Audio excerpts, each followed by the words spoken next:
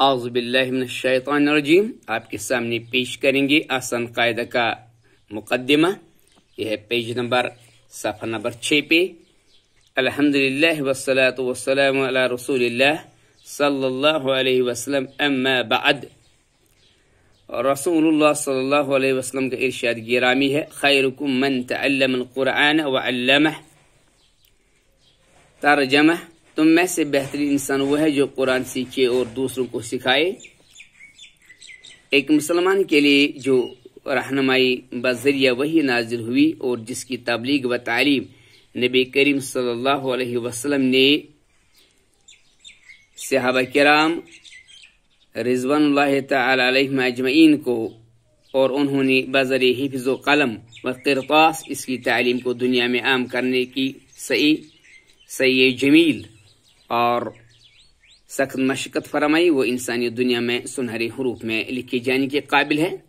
قرآن کی تعلیمات پر عمل پیرا ہو کر اور نبی کریم صلی اللہ علیہ وسلم کی سنت کی اتباع کر کے ہی ایک مسلمان صحیح معنوں میں مومن بن سکتا ہے. اللہ تعالی ہمیں بھی صحیح معنوں میں مومن بننے کی توفیق عطا فرمائے، آمین یا رب العالمین. قرآن کی تعلیمات کو لوگوں تک پہنچانے کے لیے صحابہ کرام رضوان اللہ تعالی اجمعین کے بعد علماء اسلام رحمہم اللہ نے جو کارہائی نمایاں انجام دیے ہیں وہ اظہر من الشمس ہے. قرآن مجید کے مختلف علوم کی ترویج اور ان علوم کے قواعد و ضوابط کے ضخیم کتب میں ہمارے پاس محفوظ ہیں. ہر دور میں قرآن کو پڑھنے اور سمجھنے کے لیے مختلف رسائل علماء کرام رحمہم اللہ کے قلم سے معرض وجود میں آئے ہیں اور آئندہ بھی آتے رہیں گے. ہمارے زمانے میں بھی قرآن کریم کو آسانی سے پڑھنے کے لیے اور اس فن کی بنیادی قواعد سے واقف ہونے کے لیے کئی کتابیں بازار میں دستیاب ہیں. ان رسائل اور کتب میں مختلف انداز سے قرآنی قواعد کو سمجھانے کی کوشش کی گئی ہے. تاہم ضرورت محسوس ہو رہی تھی کہ بچوں کے ذہن کو مد نظر رکھتے ہوئے آسان اور عام فہم زبان میں ایک ایسا قاعدہ تیار کیا جائے جو بچے از خود پڑھ اور سمجھ سکیں، اور خاص کر ہمارے مدرسوں اور درسگاہوں میں زیر تعلیم بچوں کو قرآن سمجھنے میں آسانی ہو. راکم کئی برسوں سے اس بات کو محسوس کر رہا تھا کہ اس جانب ضروری اقدامات کیے جائیں. راکم نے کوشش کی ہے کہ یہ قاعدہ بچوں کے ساتھ ساتھ بڑوں کے لیے بھی مفید ہو. امید ہے کہ اس کوشش کو اللہ تعالیٰ اپنی بارگاہ میں شرف قبولیت عطا فرمائے گا، آمین.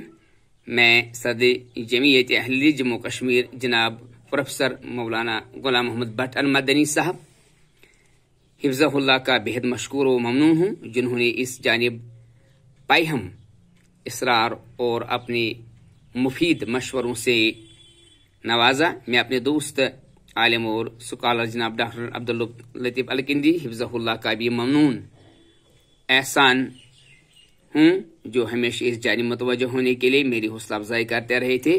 میں الکلیت السلفیہ کے اساتذہ جناب حافظ نذیر احمد صاحب اور قاری عبدالقیوم عثمانی صاحب، اللہ ان کی عمر اور علم میں برکت عطا فرمائے، آمین، کا شکر گزار ہوں، جنہوں نے اپنے مفید مشوروں سے میری معاونت فرمائی. میں اپنے عزیز مختار احمد خان کا بھی شکریہ ادا کرتا ہوں جو میری مصروفیتوں میں مسلسل رابطہ بنائے رکھنے کے ساتھ ساتھ کتاب کو تیار کرنے اور کمپوزنگ کے مرحلے کو خوش اسلوبی سے سر انجام دینے میں قیام رہے. اللہ تعالی سے دستے دعا ہوں کہ اس جوان کی عمر اور ایمان میں برکت عطا فرمائے، آمین.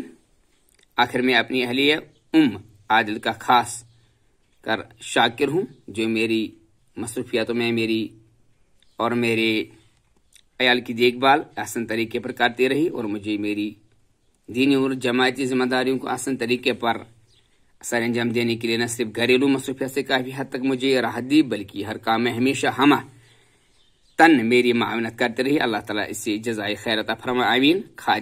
خادم دین متین مفتی محمد یعقوب بابا المدنی.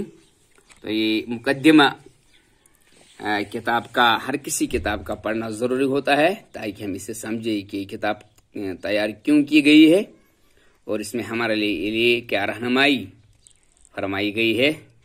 تو اللہ تعالی ہمیں قرآن پڑھنے، قرآن کو سمجھنے اور قرآن پر غور و فکر کرنے کے بعد ہمیں احسن عمل کرنے کی توفیق عطا فرمائے.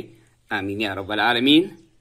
سبحانک اللہم و بحمدک، اشہد ان لا الہ الا انت، استغفرک و اتوب الیک.